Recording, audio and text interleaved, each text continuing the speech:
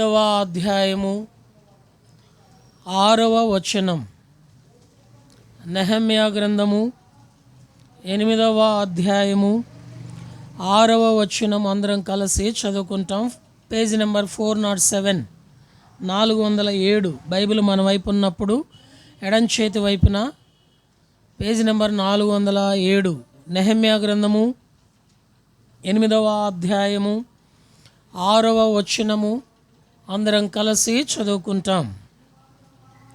Ezra మహాదేవుడైన యెహోవాను స్తుతింపగా జనులందరూ తమ చేతులెత్తి ఆమెన్ ఆమెన్ అని పలుకుచు నేలకు ముఖములు వంచుకొని యెహోవాకు నమస్కరించిరి.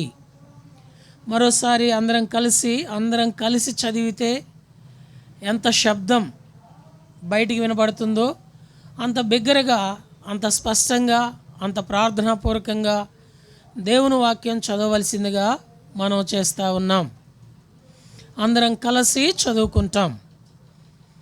నెహెమ్యా గ్రంథము 8వ అధ్యాయము 6వ వచనం. ఎజ్రా మహాదేవుడైన యెహోవాను స్తుతింపగా జనులందరూ తమ చేతులెత్తి ఆమెన్ ఆమెన్ అని పలుకుచు నేలకు ముఖములను వంచుకొని యెహోవాకు నమస్కరించిరి. ప్రభు సహాయం కొరకు చిన్న ప్రార్థన చేసుకుంటాం. మోకరించగలిగిన వారు మోకరించండి, మిగిలిన వారు తలలు వంచి ప్రార్థనలో ఏకీభవించండి.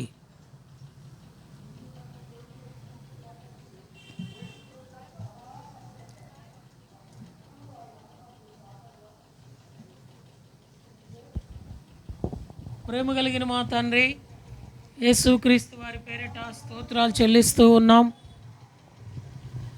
కీర్తన ద్వారా మిమ్మల్ని సన్నతించడానికి మీరు ఇచ్చిన మీ కృప కొరకై మిమ్మల్ని స్తుతిస్తూ ఉన్నాం.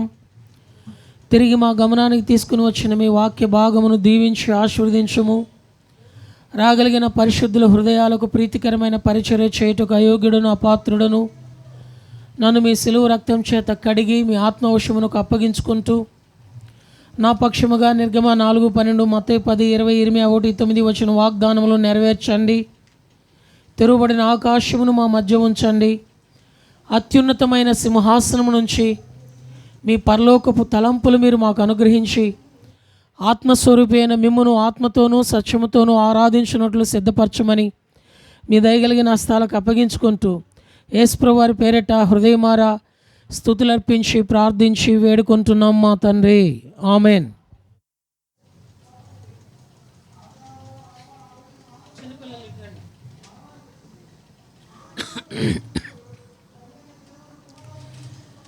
నెహెమ్యా గ్రంథము 8వ అధ్యాయము 6వ వచనం. దయచేసి ఎవరైనా చదవండి.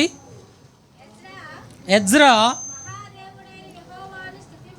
మహాదేవుడైన యెహోవాను స్తుతింపగా జనులందరూ తమ చేతులెత్తి ఆమెన్ ఆమెన్ అని పలుకుచు నేలకు ముఖములు వంచుకొని యెహోవాకు నమస్కరించిరి.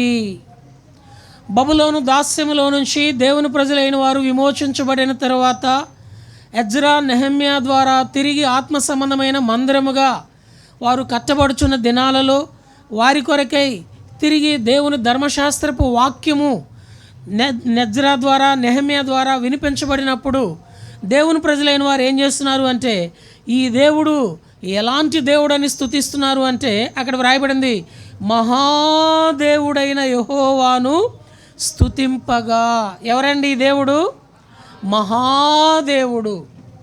ఐగుప్తు యొక్క దాస్యం నుంచి విమోచించబడిన తరువాత దేవుని ప్రజలైన వారి యొక్క అవిధేయతను బట్టి తిరిగి బబులోను దాస్యంలోనికి వెళ్ళినప్పుడు బబులోను దాస్యంలో నుంచి వారిని విమోచించిన తరువాత తిరిగి ఆత్మ సంబంధమైన మందిరముగా, భౌతిక సంబంధమైన మందిరముగా వారు కట్టబడుతున్న దినాలలో దేవుని వాక్యం వారి దగ్గరికి తీసుకుని వచ్చినప్పుడు ఈ దేవుడు మహాదేవుడని దేవునిని స్తుతిస్తూ ఉంటుండగా చేరి వచ్చిన జనులైన వారందరూ కూడా ఏం చేస్తున్నారంటే ఏకీభవించి ఆమెన్ ఆమెన్ అని ఏకీభవిస్తూ ఉన్నారు. ఇది నాలో చూడండి, ఎవరైనా ఒకరు ప్రార్థన చేస్తున్నారు అనుకోండి, మిగిలిన వారు ప్రార్థన అయిపోయేసరికి ఏం చేస్తారు? ఆమెన్ అని ఎంతమంది అంటున్నారు? అనాల్సింది ఆమెన్, కానీ ఎంతమంది అంటున్నారు? ఎవరైనా ఆరాధన చేస్తున్నారు అనుకోండి, ఆరాధన అయిపోయిన వెంటనే ఆమెనని ఎంతమంది అంటున్నారు?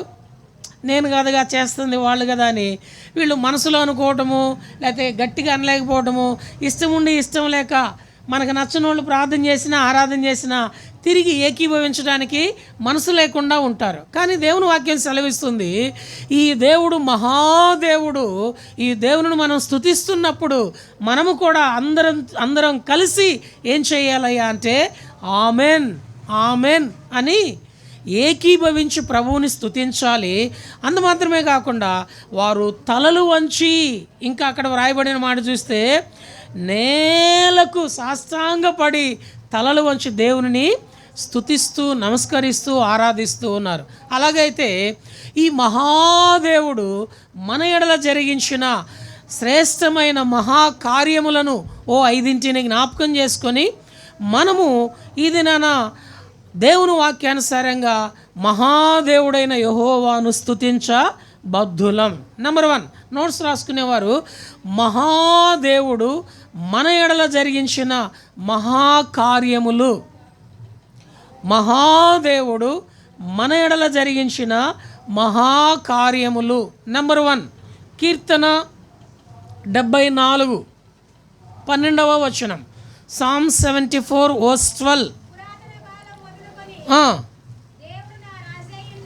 దేవుడు నా రాజయ్యున్నాడు, దేశములో మహారక్షణ కలుగుజేయవాడు ఆయన్నే. బైబిల్లో స్పష్టంగా వ్రాయబడింది. పురాతన కాలము మొదలుకొని దేవుడు కీర్తనకారుడికి ఏమై ఉన్నాడట? రాజయ్యున్నాడు. దేశములో మహారక్షణ కలుగుజేయవాడు ఆయనే. ఈ లోకంలో మహారక్షణ కలుగుజేయవాడు దేవుడు మాత్రమే. ఈ లోకంలో రక్షించేవారు మనకు అక్కడక్కడ కొంతమంది కనబడుతూ ఉంటారు. ఉదాహరణకు చూడండి, చట్టము లేక ప్రభుత్వము వారు చట్ట పరిధిలో సమాజంలో ఉన్న మనుషులను రక్షించడానికి పోలీస్ స్టేషన్లు ఏర్పాటు చేశారు. పోలీస్ స్టేషన్కి తెలుగులో పేరేమిటండి? రక్షణాలయం. పోలీస్ స్టేషన్కి పేరేంటండి? రక్షణాలయం. ఆ స్టేషన్ యొక్క ఉద్దేశం ఏమిటంటే ఆ స్టేషన్ పరిధిలో ఉన్న జనులకు, సమాజంలో ఉన్న మనుషులకు వారు ఏం కలుగు చేయాలా? రక్షణ కలుగు చేయాలా. రక్షణ వస్తుందో శిక్ష వస్తుందో ఇంక అది మనం దాని గురించి రక్షణాలయంలో రక్షణ కంటే అంటూ ఉంటారు, లోకంలో 3 మెట్లు ఎక్కకూడదంట. ఎవరైనా సరే, ఎవరైనా 3 మెట్లు ఎక్కకూడదంట. 1 హాస్పిటల్ మెట్లు ఎక్కకూడదంట, 2 పోలీస్ స్టేషన్ మెట్లు ఎక్కకూడదంట, 3 కోర్టు మెట్లు ఎక్కకూడదంట. ఎక్కితే తిప్పలు తప్పవు. మధ్యలోది ఏమిటయ్యా అంటే పోలీస్ స్టేషన్. ఆ మెట్లు ఎక్కితే తిప్పలు తప్పవు. వాళ్ళు న్యాయం చేస్తారో చేయరో తెలియదు, కానీ వెళ్ళిన వారికి మాత్రం తిప్పలు తప్పనే తప్పవు. అందుకనే అది రక్షణాలయమై ఉన్నాయి. ఒకవేళ పోలీస్ డిపార్ట్మెంట్ వాళ్ళు ఎవరైనా ఉన్నా వారిని కించపరచాలనే ఉద్దేశము కాదు, కానీ దేశంలో మహారక్షణ కలుగుజేయవాడు ఈ మహాదేవుడు మాత్రమే. మిగిలిన వారందరూ, కొంతమందికి రక్షణ వస్తుంది, పోలీస్ స్టేషన్లో రక్షణ వస్తుంది, అందరికీ రాదు. ఆ రక్షణ కూడా అరాకొరానే. అలానే రక్షణ ఇంకెక్కడ దొరుకుతుందయ్యా అంటే తల్లిదండ్రుల దగ్గర. అయితే ఆ తల్లిదండ్రుల దగ్గర పూర్తిగా రక్షణ దొరుకుతుందయ్యా అంటే మనం సమాజంలో న్యూస్ పేపర్లో చూస్తూ ఉంటాం, తండ్రే కసాయి వాడిగా మారాడు, తల్లే కసాయిగా మారింది. ఇలాంటి వార్తలు వింటూ ఉన్నప్పుడు కొంతమంది తల్లిదండ్రుల దగ్గర కూడా ఏం దొరకదు? రక్షణ దొరకదు. ఆ తర్వాత రక్షణ ఇంకెక్కడ మనం చూస్తామంటే మన పెద్దవారు, అంటే అన్నలు అక్కలు, మనకున్నటువంటి మనకంటే పెద్దవారు కానీ చిన్నవారు కానీ వాళ్ళ దగ్గర దొరుకుతుందా అంటే అది కూడా అరాకొరానే. ఈ లోకంలో రక్షణ ఎక్కడైనా సరే తాత్కాలికంగా మాత్రమే దొరుకుతుంది. మహారక్షణ ఎక్కడ దొరుకుతుందయ్యా అంటే దేవుని దగ్గరే. అందుకని 3వ కీర్తనలో కీర్తనకారుడు అంటాడు కదా, రక్షణ యెహోవాది అని అంటాడు. చూడండి 3వ కీర్తన 8వ వచనం, సాల్వేషన్ బిలాంగ్స్ టు జెహోవా. చదువునానా? రక్షణ యెహోవాది, నీ ప్రజల మీదికి నీ ఆశీర్వాదము వచ్చునుగాక. కనుక మహారక్షణ ఈ మహాదేవుని దగ్గర మాత్రమే దొరుకుతుంది. ఈ రక్షణ ఎలాంటిదయ్యా అంటే దేవుని ప్రజలైన వారి మీదకి ఆశీర్వాదం తీసుకొచ్చే రక్షణ, దేవుని ప్రజలైన వారు ఆశీర్వాదకరంగా కలుగజేసే రక్షణ. అందుకని ఈ రక్షణ గురించి బైబిల్లో వ్రాయబడింది, ఆయన మహారక్షణ దేశంలో ఉన్న వారికి కలుగజేస్తూ ఉన్నాడు. ఈ రక్షణ కొరకు మనమేం చేయాలా? ఈ రక్షణ పొందాలంటే మనమేం చేయాలా? ఈ రక్షణ మనకు ఎలాగొస్తుంది అని అంటే చూడండి, 2 మాటలు మనం జ్ఞాపకం చేసుకుంటాం. అపోస్తుల కార్యములు 2వ అధ్యాయం, అపోస్తుల కార్యములు 2వ అధ్యాయము 21వ వచనం. ప్రభువు నామమును బట్టి ప్రార్థన చేయు వారందరూ రక్షణ పొందుదురు. Acts chapter 2 verse 21. ప్రభువు నామమును బట్టి ప్రార్థన చేయు వారందరూ ఏమవుతారండి? రక్షణ పొందుదురు. అందుకనే రక్షింపబడిన మనము, రక్షణ లేని మన ఇంటి వారందరి కోసం, రక్షింపబడిన మనము సంఘముగా రక్షణ లేని సర్వ సమాజము కోసం ఈ రక్షకుని యొద్ద మిగిలిన వారి రక్షణ కొరకు ప్రార్థన చేస్తే దేశములో జనులైన వారందరికీ మహారక్షణ కలుగజేయువాడు. ఒకవేళ దగ్గరగా దూరముగా ఉన్నా, ఓ ప్రియమైన సోదరి సోదరుడా, నీకు రక్షణ లేని భర్త ఉన్నా, రక్షణ లేని భార్య ఉన్నా, రక్షణ లేని పిల్లలున్నా, రక్షణ లేని తల్లిదండ్రులున్నా, ఈ మహాదేవుడు నీ ఎడల జరిగించే మహాకార్యములలో మొదటిది ఏమిటయ్యా అంటే మహారక్షణ ఆయన కలుగు చేస్తాడు.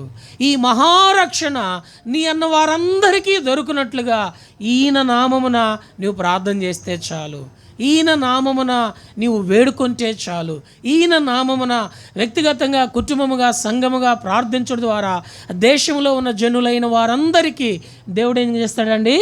మహారక్షణ కలుగజేస్తూ ఉంటాడు. ఈ రక్షణ కొరకై ప్రార్థన చేయటం అవసరము. రెండోది చూడండి, అదే అపోస్తుల కార్యములు 16వ అధ్యాయం 31వ వచనం. అపోస్తుల కార్యములు 16వ అధ్యాయము 30వ వచనం.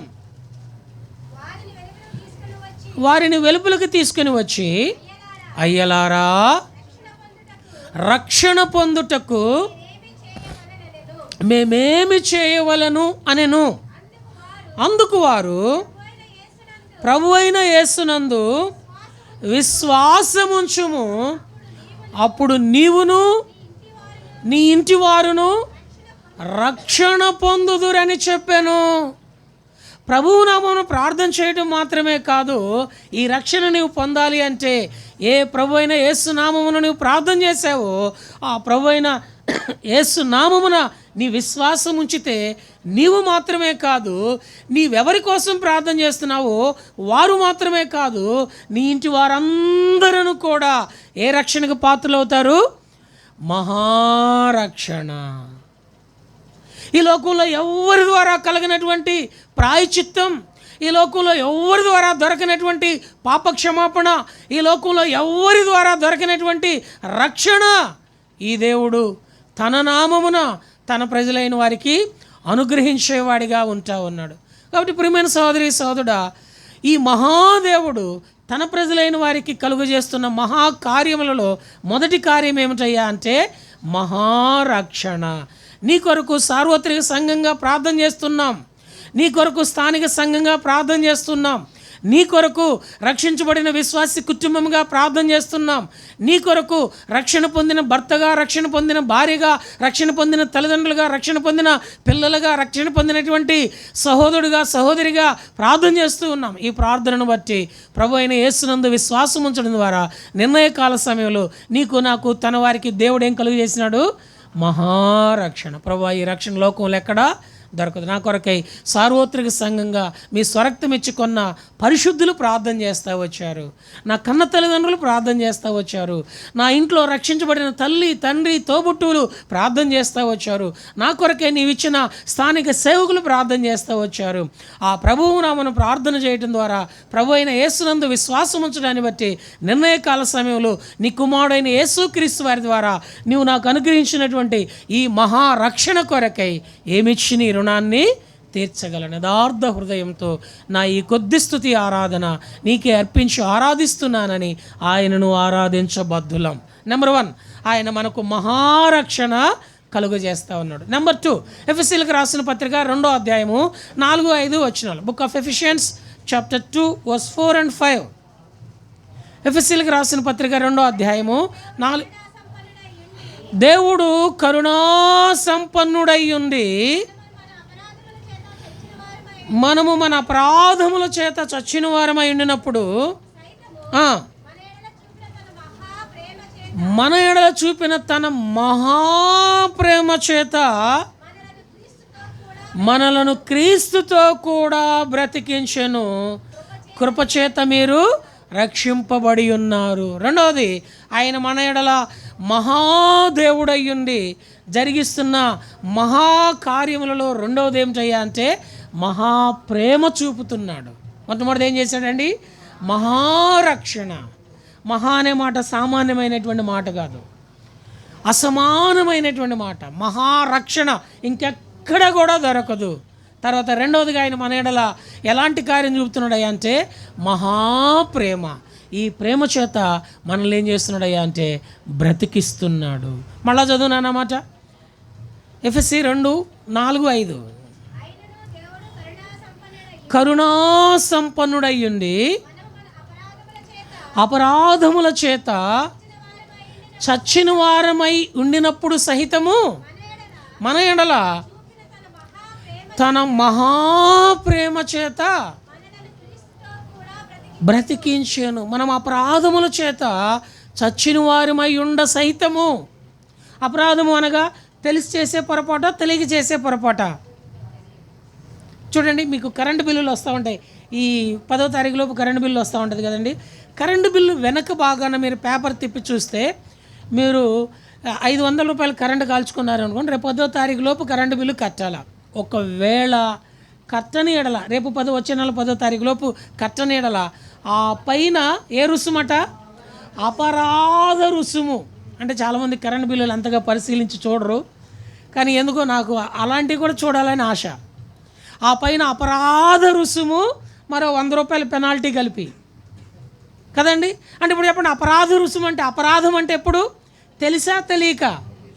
తెలిసి. రేపు 10వ తారీఖున మనం బిల్లు పే చేయాలా. ఒకవేళ పే చేయకపోతే 10వ తారీఖు తర్వాత అపరాధ రుసుము, మరో 100 రూపాయలు పెనాల్టీ కట్టాలా. ఇప్పుడు అపరాధముల చేత చచ్చిన వారమై ఉండిన సహితము అంటే మనము తెలిసి పాపం చేస్తున్నామా, తెలియక పాపం చేస్తున్నామా? తెలిసి తెలిసి తెలిసి తెలిసి తెలిసి తెలిసి అపరాధములో లేక పొరపాటులో పాపములో పడి ఉన్న మనలను ఎవరండి ప్రేమిస్తారు? ఎవరైనా ప్రేమిస్తారండి? ఏ భార్య అయినా తన భర్త తెలిసి తెలిసి తప్పు చేస్తుంటే, తన ఎడల తెలిసి తెలిసి విరోధముగా ప్రవర్తిస్తుంటే, భార్య అయినా భర్త అయినా తల్లిదండ్రులైనా పిల్లలైనా ఎవరైనా తెలిసి తెలిసి తన ఎడల విరోధముగా ఏదైనా చిన్న పని చేస్తూ ఉంటే వారి మీద ప్రేమ ఉంటుందా? బాక్సింగ్. వారి మీద ఏముంటుంది? ద్వేషం ఉంటుంది. ఎవరైనా సరే. మరి అలాంటిది ఈ లోకంలో భార్య మీద భర్తకు ప్రేమ లేదనా, భర్త మీద భార్యకు ప్రేమ లేదనా, తల్లిదండ్రుల మీద పిల్లలకు ప్రేమ లేదనా, పిల్లల మీద తల్లిదండ్రులకు ప్రేమ లేదనా? ఉంది. ఎంతుందంటే తనను ప్రేమించి ప్రాణం పెట్టిన దేవుని కంటే ఈ లోకంలో ఇంటి వారినే మనం ఎక్కువగా ప్రేమించే ప్రేమ కలిగిన వారం మానవులమైన మనం. ఇంత ప్రేమ కలిగిన మనము మన ఎడల మన ఇంటిలో వారు ఎవరైనా తెలిసి తెలిసి ఒక చిన్న పొరపాటు చేస్తే వారి మీద ప్రేమ ఏమైపోతుంది? ఆవిరైపోతుంది, తారుమారైపోతుంది. కానీ ఈ దేవుడు చూడండి, మహాదేవుడయ్యుండి మహారక్షణ మాత్రమే కాక అపరాధముల చేత చచ్చిన వారమై ఉండిన సహితము మన ఎడల ఏం చూపిస్తున్నాడట? తన మహాప్రేమ చూపించి మనలను బ్రతికిస్తున్నాడు. ఇది చాలామంది హృదయాలలో తల్లిదండ్రుల ప్రేమను కోల్పోయిన వారు, భార్యాభర్తల ప్రేమ కోల్పోయిన వారు, అన్నదమ్ముల ప్రేమ కోల్పోయిన వారు, ఆప్తులైన వారి ప్రేమ కోల్పోయిన వారు తల్లడిల్లిపోతూ ఉన్నారు. ఏం దేవుడులే అని దేవునికి దూరం అయ్యే పరిస్థితి వారికి కలుగుతూ ఉన్నది. ఏమి భక్తిలే అని భౌతికంగా వారు కలిగి ఉన్న ప్రేమను కోల్పోవటం ద్వారా నిరుత్సాహానికి గురవుతూ ఉన్నారు. అయితే నీవు నేను మనము రక్షింపబడిన తరువాత కూడా ఎన్నో పర్యాయాలు దేవునికి విరోధముగా అపరాధము చేసిన వారమైనప్పటికీ ఆ దేవుడు మహాదేవుడయ్యుండి మన అపరాధముల సహితము చచ్చిన స్థితిలో ఉన్న మనలను తన మహాప్రేమ చేత బ్రతికించి రక్షణలో కొనసాగింపజేస్తూ ఉన్నాడు. ఈ వాక్య సత్యాన్ని అదినాన ఎజ్రా, నెహెమ్యా బబులోను దాస్యంలో నుంచి బయటకు వచ్చిన దేవుని ప్రజలైన వారికి తెలియచేయగా వారు మహాదేవుడైన యెహోవాను స్తుతిస్తూ రాగా చేరి వచ్చిన జనులైన వారందరూ ఆమెన్ ఆమెన్ అని తమ తలలు వంచి ఆయన ఏం చేస్తున్నారండి? ఆరాధిస్తున్నారు. కాబట్టి రెండవది, ఈ మహాదేవుడు మన ఎడల జరిగిస్తున్న మహాకార్యము రెండవది ఏమిటయ్యా అంటే తన మహాప్రేమ చేత మనలను బ్రతికిస్తూ ఉన్నాడు. మూడోది చూస్తామండి, లూకా సువార్త 1:79. Luke gospel chapter 1:79. లూకా సువార్త 1:79 చదువు. మన దేవుని మహావాత్సల్యమును బట్టి వారి పాపములను క్షమించుట వలన తన ప్రజలకు రక్షణ జ్ఞానము ఆయన అనుగ్రహించినట్లు. చాలండి. మూడోది, ఆయన మన ఎడల మహావాత్సల్యత చూపుతున్నాడు. ఈ మహావాత్సల్యత ద్వారా మనకి క్షమాపణ మాత్రమే కాదు, ఈ మహావాత్సల్యత ద్వారా దేవుడు మనకేం కలుగు చేస్తున్నాడయ్యా అంటే రక్షణ జ్ఞానం. ఏ జ్ఞానం అండి? రక్షణ జ్ఞానం. రక్షణను గూర్చిన జ్ఞానము ఎవరైతే కలిగి ఉంటారో వారు దేవుని యొక్క మహావాత్సల్యతను ఎరగగలుగుతారు. మహావాత్సల్యత దేవుడు మన ఎడల చూపిస్తున్నాడు. ఈ వాత్సల్యతకు అర్థం ఏమిటంటే ఓ మాట చూడండి, విలాప వాక్యములు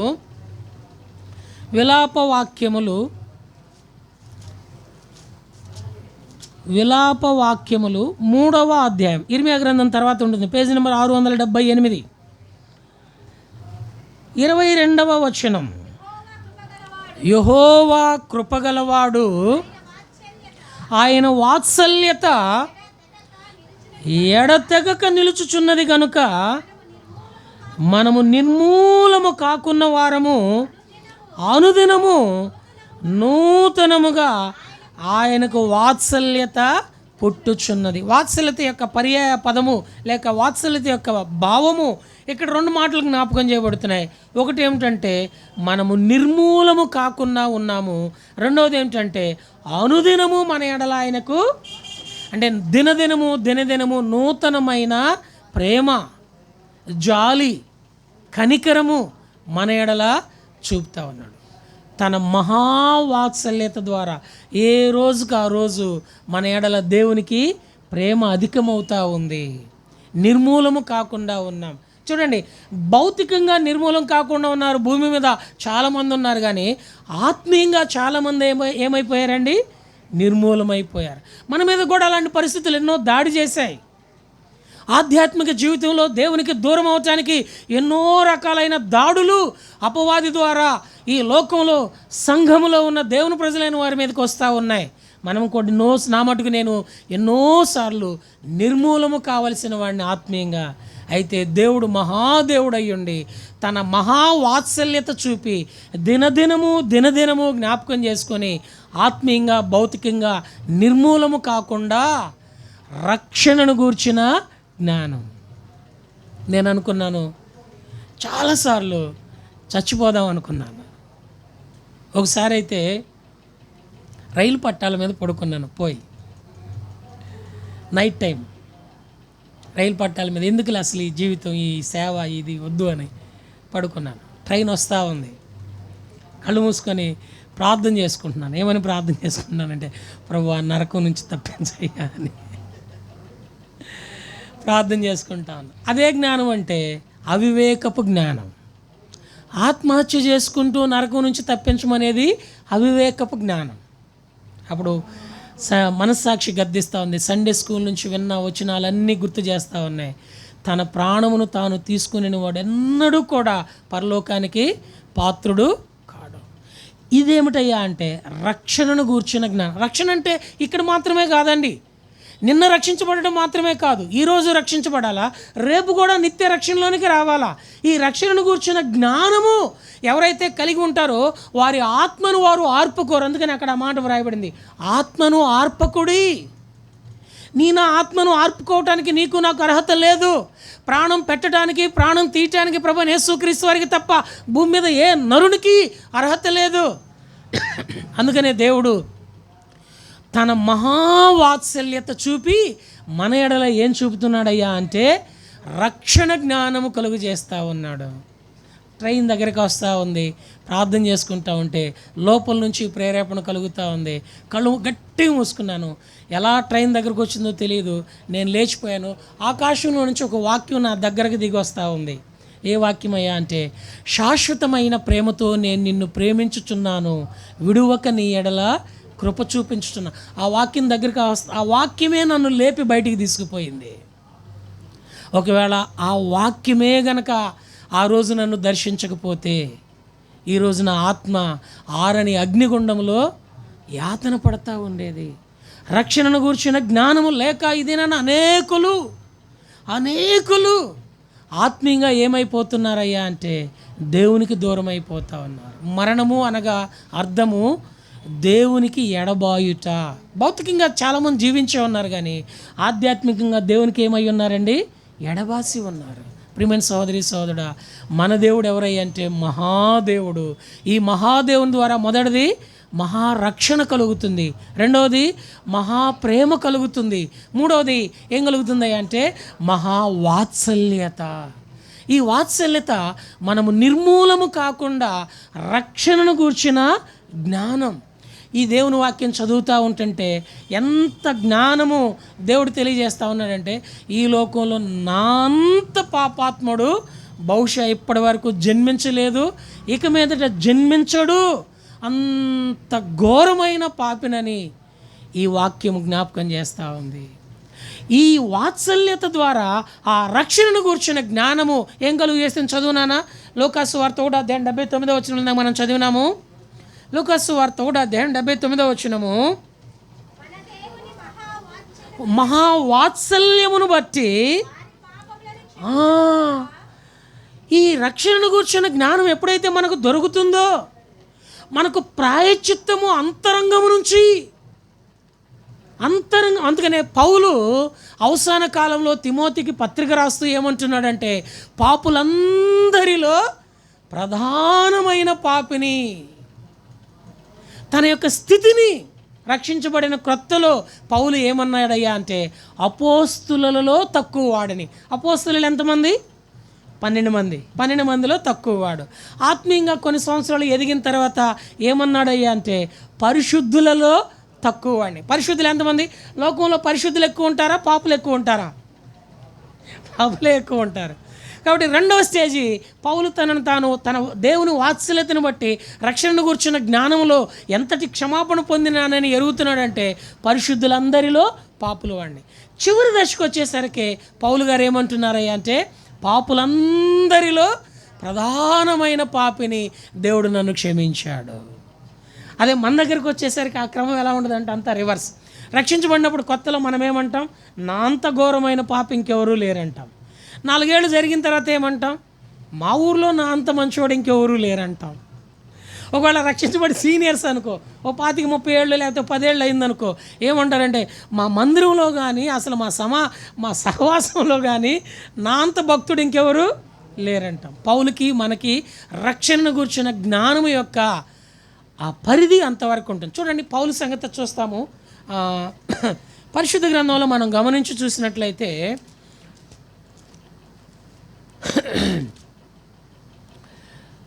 మొదటి కొరింథీయులకు రాసిన పత్రిక 15వ అధ్యాయం 9వ వచనం. ఇది క్రీస్తు శకము 57వ సంవత్సరం పలికిన మాట. ఏలయనగా నేను అపోస్తులందరిలో తక్కువ వాడను. రక్షించబడిన తర్వాత పౌలు గారు చెప్పుచున్న మాట, క్రీస్తు శకము 57వ సంవత్సరంలో పౌలు గారు ఏమంటున్నాడంటే, నేను అపోస్తలులందరిలో ఎలాంటి వాడను, తక్కువ వాడు. ఆ తర్వాత చూడండి, ఎఫెసీయులకు రాసిన పత్రిక 3వ అధ్యాయం 11వ వచనం. ఇది క్రీస్తు శకము 62వ సంవత్సరం చెప్పుచున్న మాట. క్రీస్తు శకము 62వ సంవత్సరం. ఎఫెసీయులకు రాసిన పత్రిక 3వ అధ్యాయం 11వ వచనం.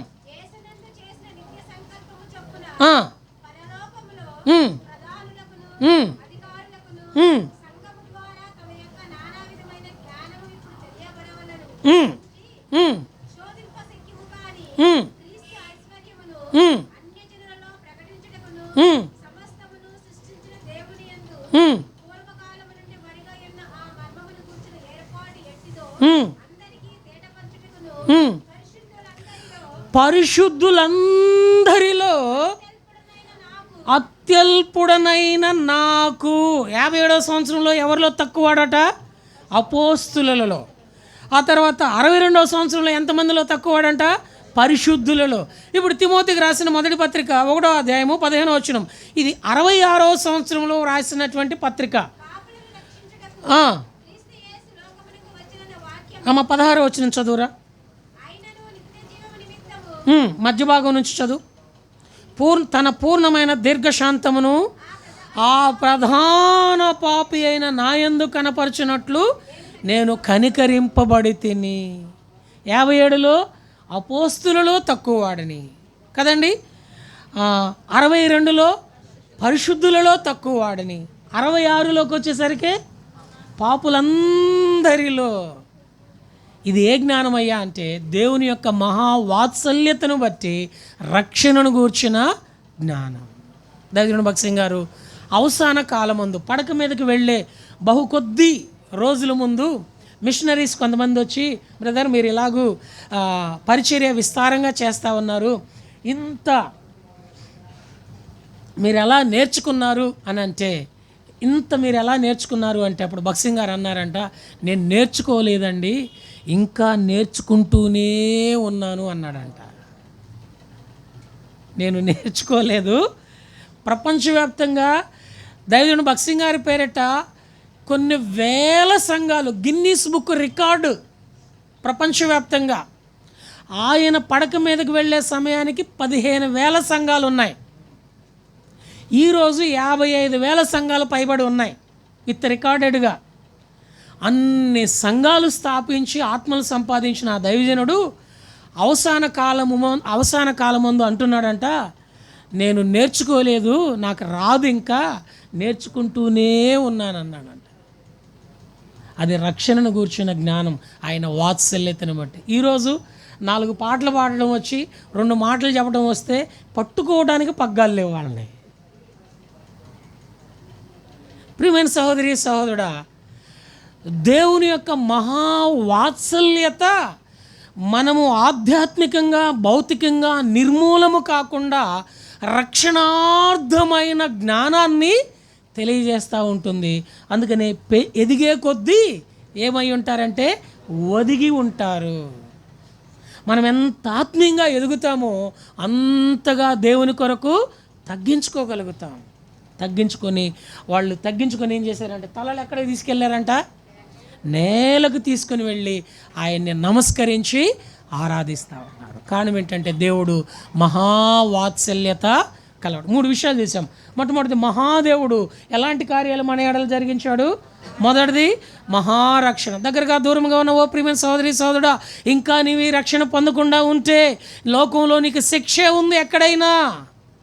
ఆ శిక్ష నుంచి తప్పించడానికే ఈ దేవుడు మహారక్షణ నీకు కలుగు చేయటానికి భూమికి ఆకాశానికి మధ్య 2 కోయిలపై 3 మెరకుల మీద వేలాడి తన ప్రాణాన్ని బలిగా అర్పించి నీకు నాకు సర్వమానవాళికి మహారక్షణ సిద్ధం చేసి ఉంచాడు. రెండవది, ఆయన మహాదేవుడు మన ఎడల జరిగిస్తున్న రెండవ కార్యం ఏంటండి? తన ప్రేమ చేత. ఎలాంటి ప్రేమది? మహాప్రేమ చేత. తెలిసి అపరాధులమైన మనలను బ్రతుకున్నట్లుగా ఆయన తన ప్రేమను మన ఎడల మహాప్రేమను ఉంచినాడు. అందుకొరకే దేవుని స్తుతించబద్దులం. మూడవది, ఆయన మహాదేవుడై ఉండి మన ఎడల జరిగించిన 3వ కార్యం ఏంటంటే తన మహావాత్సల్యతనిచ్చి నిర్మూలము కాకుండా రక్షణను గూర్చిన జ్ఞానం. 4-5 చదువుకొని ఆరాధనలో ప్రవేశిస్తాం. 4 చూస్తామండి. కీర్తన 145 7వ వచనం. Psalm 145 verse 7.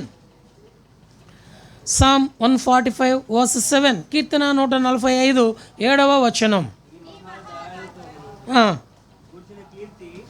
మళ్ళీ నీ మహాదయాళత్వమును గూర్చిన కీర్తిని వారు ప్రకటించెదరు. చాలండి. 4వది, మహాదేవుడు మన ఎడల ఏం కలిగి ఉన్నాడండి? 4వదిగా మహాదయాళత్వం. ఈ దయాళత్వం మనల్ని ఏం చేస్తుంది చూడండి. హెబ్రీలకు రాసిన పత్రిక 8వ అధ్యాయము 12వ వచనం. Book of Hebrews chapter 8 verse 12. నేను వారి దోషముల విషయమై దయగలిగి వారి పాపములను. ఎంత గొప్ప మహాదేవుడు అంటే ఈయన మన ఎడల మహాదయాళత్వం కలిగి ఉన్నాడు. ఈ దయ ఏం చేస్తుందయ్యా అంటే మన దోషములను పరిహరిస్తూ మన పాపములన్నిటిని కూడా ఆయన ఏం చేయడంట? జ్ఞాపకం చేసుకున్నాడంట. చూడండి, ఈ దినాల్లో ఎలా ఉంటుందంటే భార్యాభర్తలు ఉన్నారనుకోండి, ఎందుకంటే కుటుంబమే కట్టబడాలా, కుటుంబమే సంఘం, సంఘమే కుటుంబం. అందుకని ఎక్కువ కుటుంబం గురించే చెప్తూ ఉంటాం. పెళ్ళైన కొత్తలో భార్యాభర్తలకు ఎలా ఉండదంటే ఒకరి మీద ఒకరికి కోపతాపాలు వస్తాయి, ఒకరి ఎడలు ఒకరు చిన్న చిన్న పొరపాట్లు చేస్తూ ఉంటారు. అప్పుడు ఏం చేస్తారంటే దేవుణ్ణి బట్టి సాయంత్రానికి ఒకరికొకరు ఏం చేస్తారంటే క్షమించుకుంటారు. ఎందుకంటే విశ్వాసులు కదా. సూర్యుడు అస్తమించేంత వరకే వారి కోపము నిలిచి ఉండకూడదు కదా. ఈ వాక్యం బాగా తెలుసు కదా. అందుకని ఏం చేస్తారంటే ఏమండి తప్పు అయిపోయిందండి క్షమించండి అని అతను కానీ ఆమె కానీ అంటూ ఉంటారు. క్షమాపణ పొందుతారు, ఒకరినొకరు క్షమించుకుంటారు. కొన్నిసార్లు ఆ తర్కము తీవ్రంగా ఉంటుంది.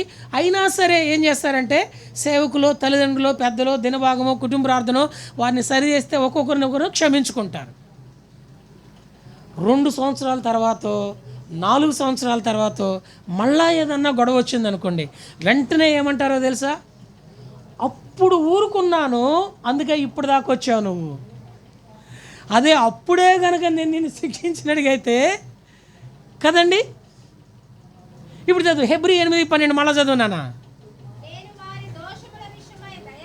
నేను వారి దోషముల విషయమై దయగలిగి వారి పాపములను ఇకెన్నడును జ్ఞాపకము చేసుకొనను. మనమేమో మన ఇంట్లో తల్లిదండ్రులైనా సరే, అన్నదమ్ములైనా సరే, భార్యాభర్తలైనా సరే, తోబుట్టులైనా సరే, సహవిశ్వాసులైనా సరే, ఎవరైనా సరే ఇప్పుడు ఓకే సరి చేసుకుంటాము. మళ్ళీ 2 నెలల తర్వాత, 2 ఏళ్ల తర్వాత, 20 ఏళ్ల తర్వాత అయినా సరే ఏం చేస్తామండి? అప్పుడు తెలుసురా నువ్వు అలా చేసావు అని అంటా. అంటే మనకు ఒకరి మీద ఒకరు చూపే దయ అంతా తాత్కాలికపు దయ, ఉత్తుత్తి దయ, నిజము కాని దయ. కానీ మహాదేవుడు మన ఎడల ఎలాంటి దయ చూపిస్తున్నాడంటే ఇకెన్నడూ వారి దోషాలను, దేవా నువ్వే కనుక నా దోషాన్ని జ్ఞాపకం చేసుకుంటే ఇది నేను ఎక్కడుండేవాడిని. సరే, దోషము మనకి ఎలా వస్తుంది? దోషాలు జ్ఞాపకం చేసుకొని అన్నాడు కదా.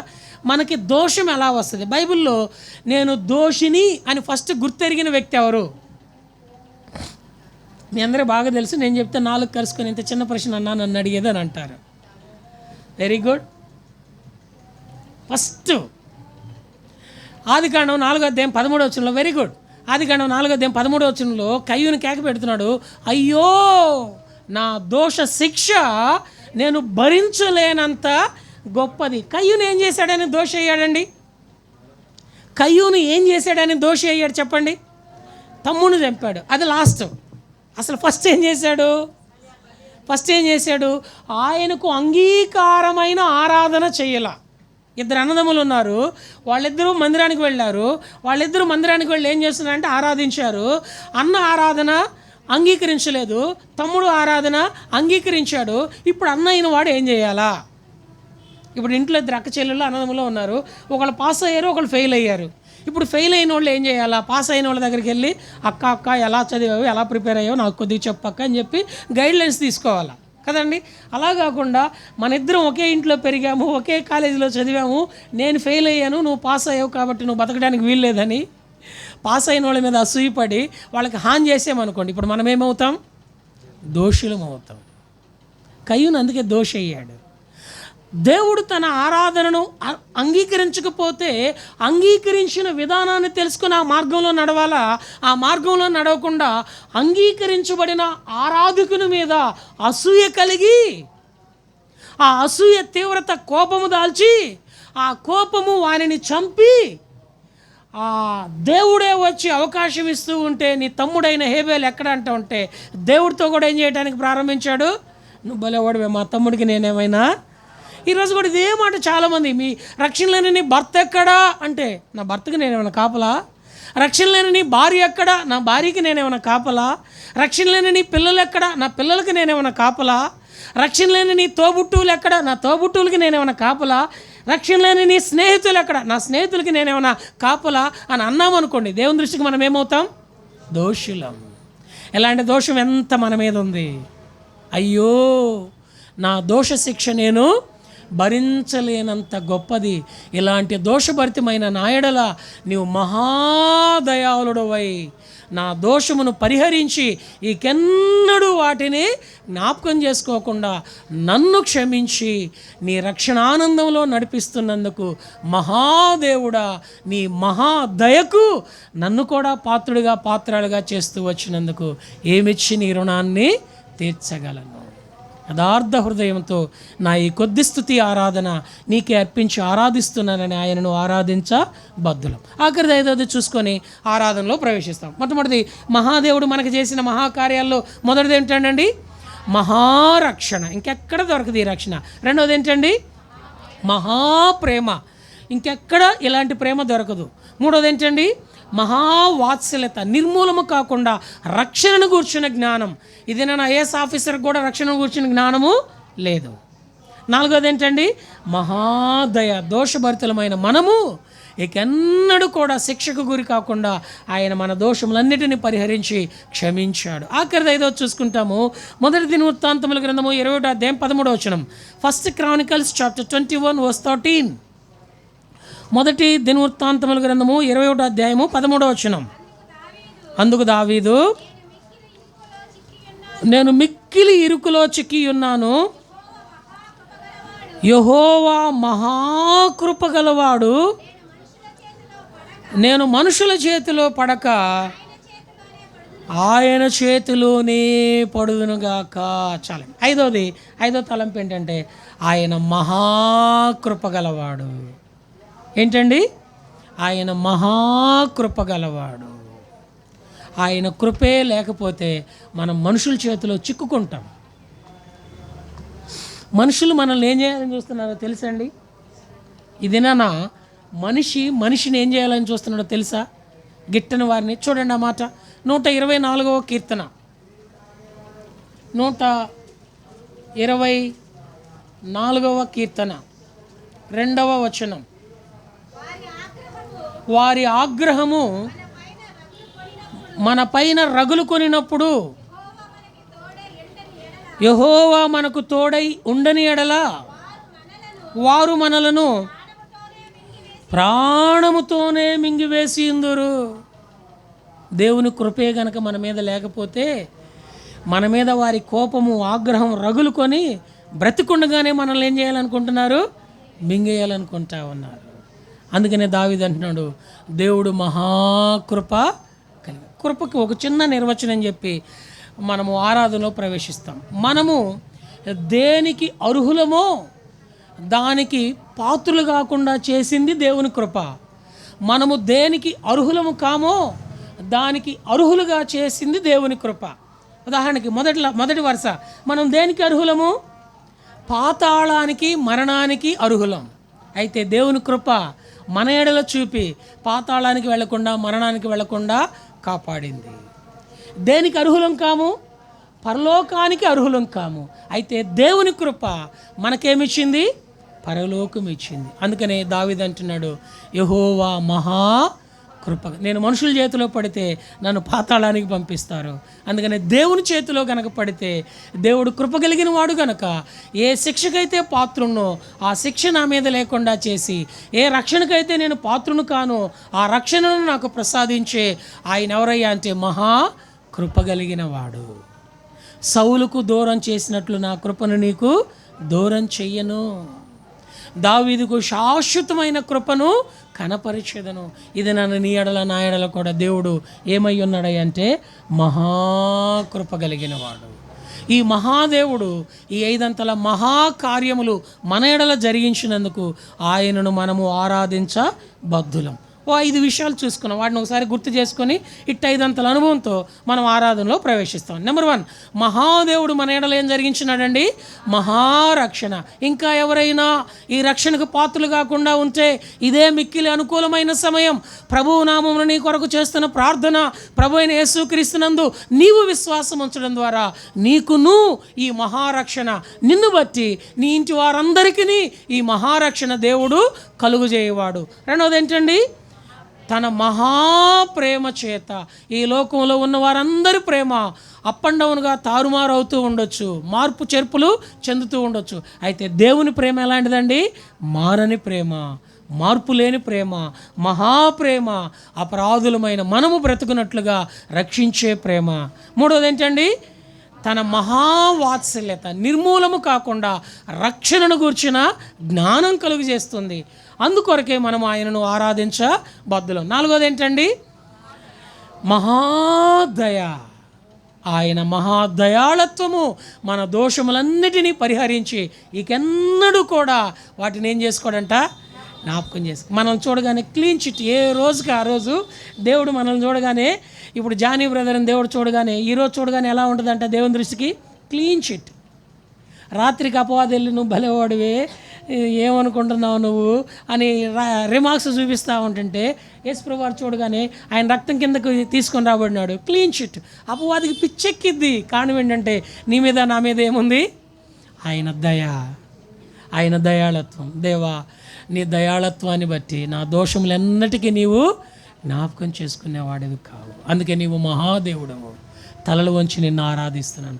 ఆఖరిది 5వది, ఆయన మహాదేవుడై ఉండి మన ఎడల ఏం చూపుతున్నాడండి? మహాకృప.